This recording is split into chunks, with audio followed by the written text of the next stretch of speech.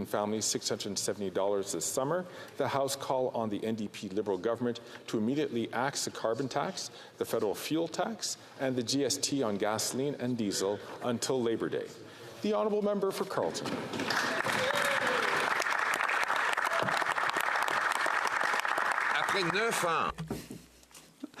After 9 years of this Prime Minister, he's simply not worth the cost.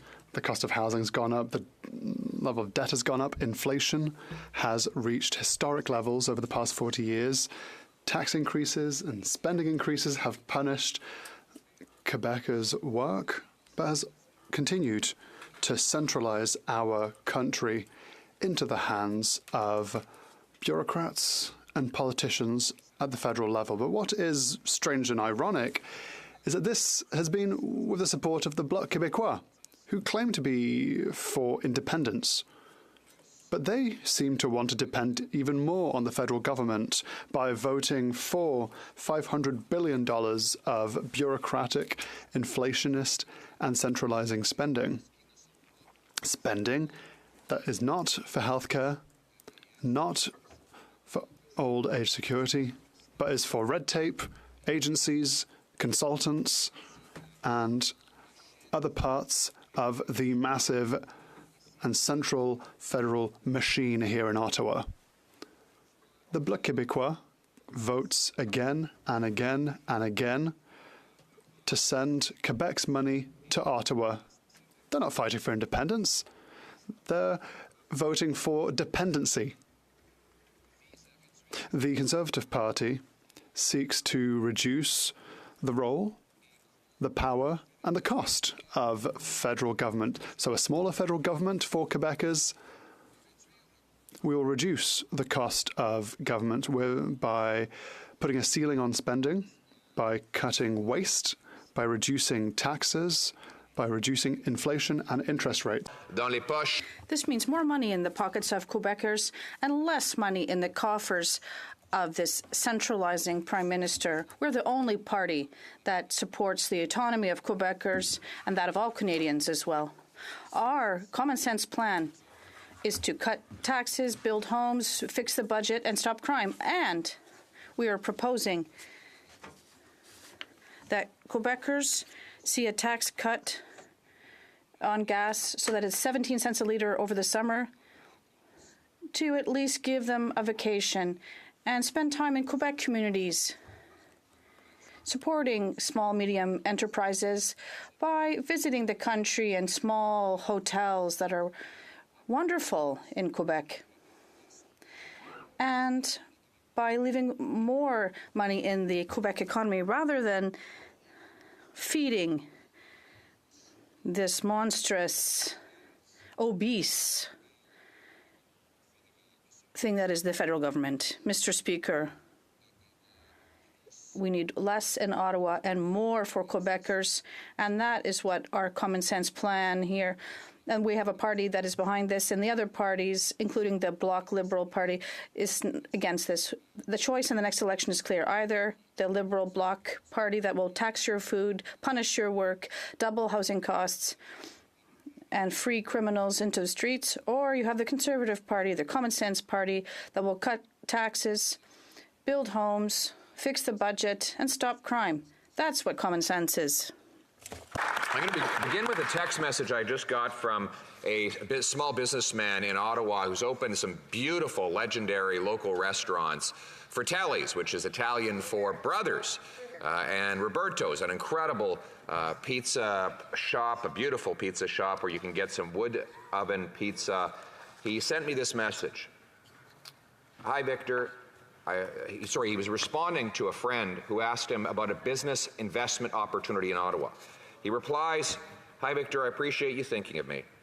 I'm personally done with investing any time or money in Canada. I've actually started the process of leaving. My kids have already left and don't want to come back here. One is in Italy, the other in Florida. Both are extremely happy and living life the way it should be lived. It's sad, but it's my new reality based on what's happening with this Liberal Prime Minister and Canada for the next generation. I hope all is well with you and your family. Lastly, FYI, I found out today that 46% of businesses in the downtown business improvement area will not renew their leases. Yikes, that's scary. What's coming in the next year or two? I hope you and your family are well. See you soon. Isn't that sad? Now, this is the kind of person the Prime Minister likes to demonize, someone who's earned a living, built his own business from scratch. He didn't inherit a multi-million-dollar tax-preferred trust fund. No, he had poor immigrant parents from South Italy, the kinds of people that we see in communities across the land, including in South Shore, St. Margaret, where the member with whom I'm spilling my time resides.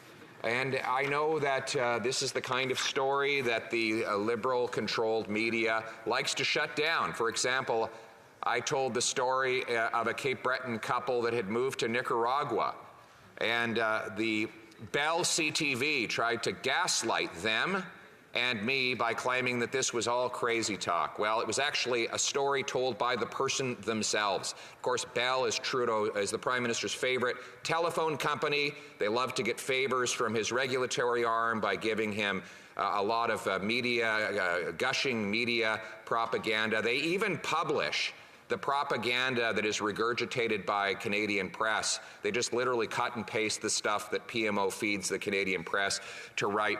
Mr. Speaker, they can no longer gaslight Canadians on these facts, because let me look at an article from even the CBC had to admit it today. Quote, emigration from Canada to the U.S. hits a 10-year high as tens of thousands head south. Census data says 126,340 people left Canada for the U.S. in 2022, a 70% increase over a decade. A 70% increase in the number of people leaving Canada for the U.S. Quote, one group called Canadians Moving to Florida and USA has more than 55,000 members and is adding dozens of members every single week. Marco Terminesi, former professional soccer player who grew up in Woodbridge, Ontario, and now works as a real estate agent in Florida's Palm Beach County with a busy practice that caters to Canadian expats. Quote, I hate the politics here being Canada. Terminesi said that his phone has been ringing off the hook for the last 18 months with calls from Canadians wanting to move to sunny Florida. With the Prime Minister, quote, with the Prime Minister, I have to get out of here. That's what people tell me. They say to me, Marco, who do I have to talk to get out of here? There's a lot of hatred, a lot of pissed off calls. I'm quoting. It's really shocking for me to hear all this. And I'm not sure all these people are moving for the right reason. People are saying, I hate the politics. I'm uprooting my whole family and moving down. And I say, well, that problem could be solved in a year or two. God willing, Mr. Speaker. I think a lot of people are hoping that common sense conservatives will come in to solve the problem he has caused. I think it's clear, because let's be blunt about this. Let's be very blunt about this.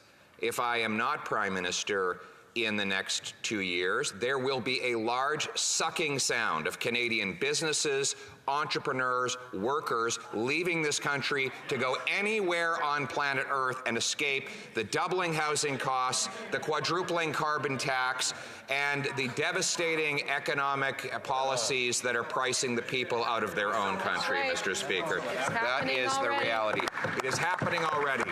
Canadians are fleeing the doubling housing costs that this Prime Minister has caused by printing cash to inflate costs, by funding bureaucracy that blocks home building. They're leaving the country to avoid the massive tax increases that have shut down businesses and pushed, according to one Liberal former governor of the central bank, $800 billion of Canadian investment more abroad than has come home.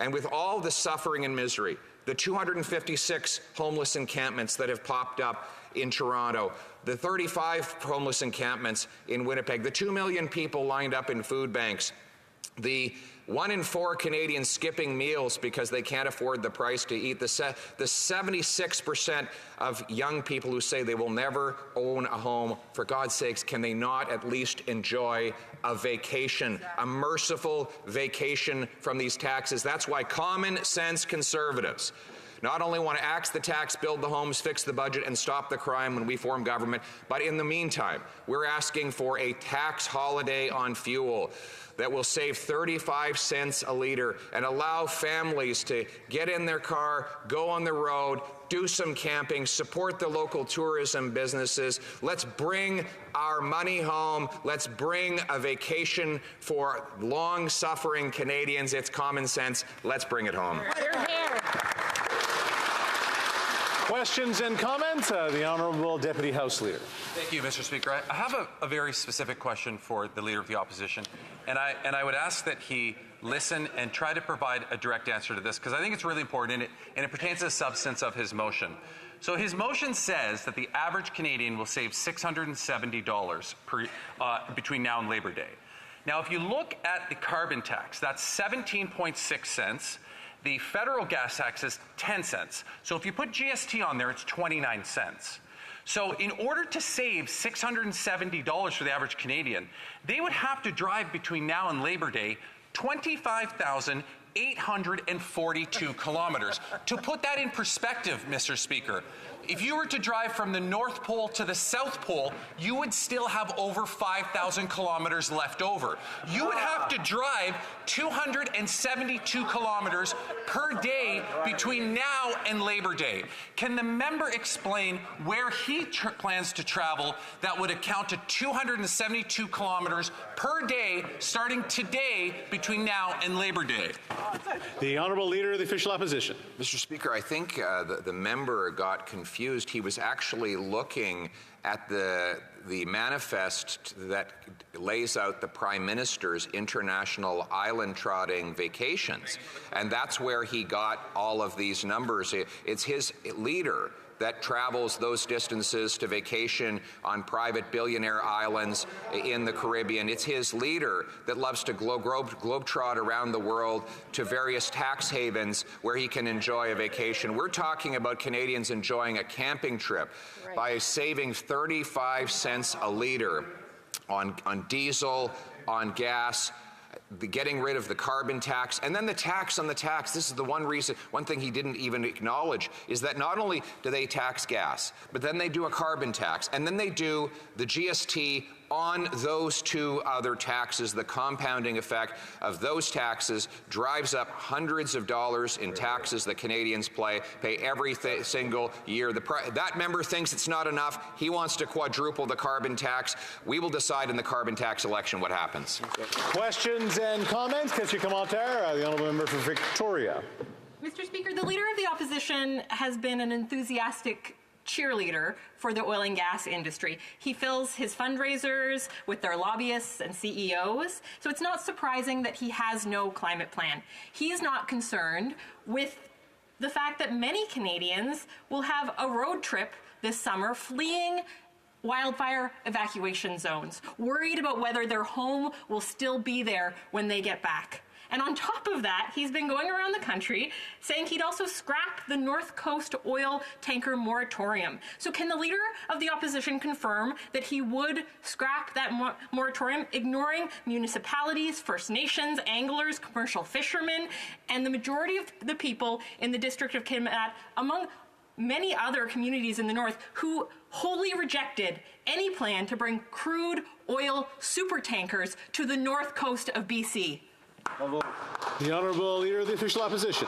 Well, first of all, let me acknowledge that member and her party have been enthusiastic supporters of the oil industries in Russia, in Saudi Arabia, and in Venezuela, where they have ideological allies running their socialist government. They love the oil industries in those countries.